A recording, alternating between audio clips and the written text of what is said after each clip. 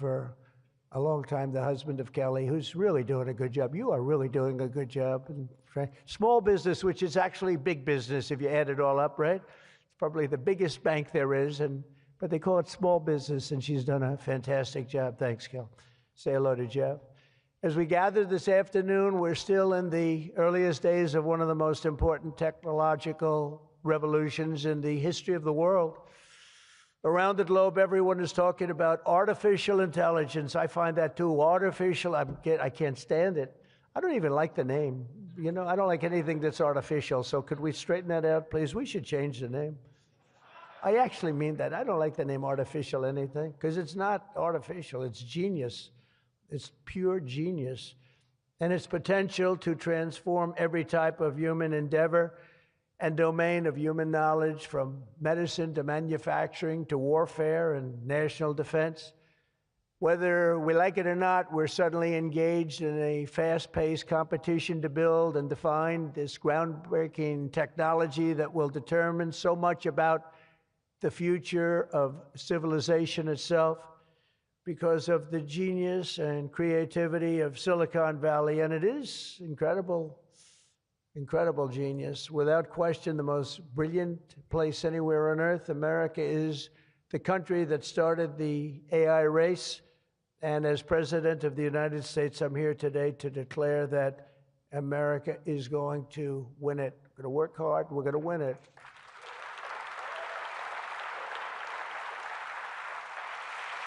Because we will not allow any foreign nation to beat us. Our children will not live on a planet controlled by the algorithms of the adversaries advancing values and interests contrary to our own. We don't want to have contrary interests. We want to get along, and we'll get along with other countries. We're having a great relationship, as I told you, with those countries that we mentioned, with Japan and Indonesia and so many others.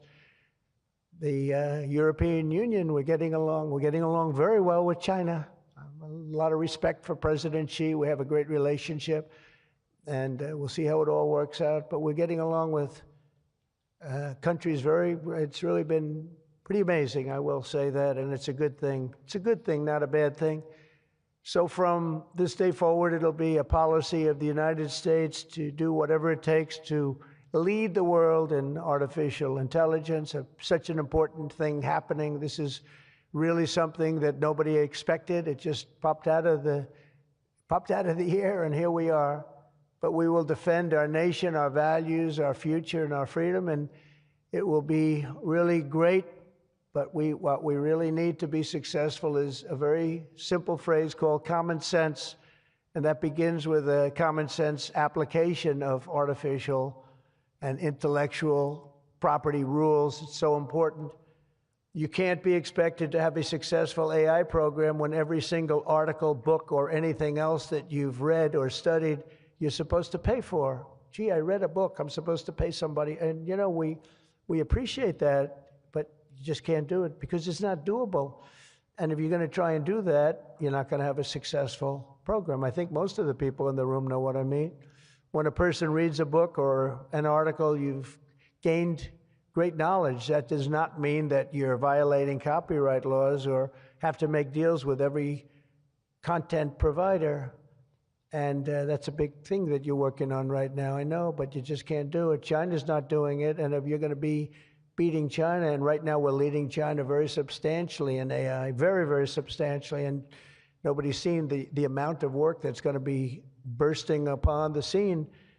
But you have to be able to play by the same set of rules. So when you have something, when you read something, and when it goes into this vast intelligence machine, we'll call it, you cannot expect to every single time say, oh, let's pay this one that much, let's pay this one. It just doesn't work that way. Of course, you can't copy or plagiarize an article, but if you read an article and learn from it, we have to allow AI to use that pool of knowledge without going through the complexity of contract negotiations, of which there would be thousands for every time we use AI.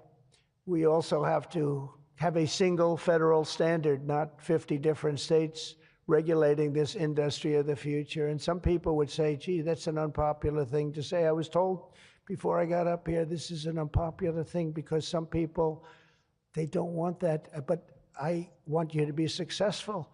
And you can't have one state holding you up. You can't have 3 or 4 states holding you up. You can't have a state with standards that are so high that it's going to hold you up. You have to have a federal rule and regulation. Hopefully you'll have the right guy in this position that's going to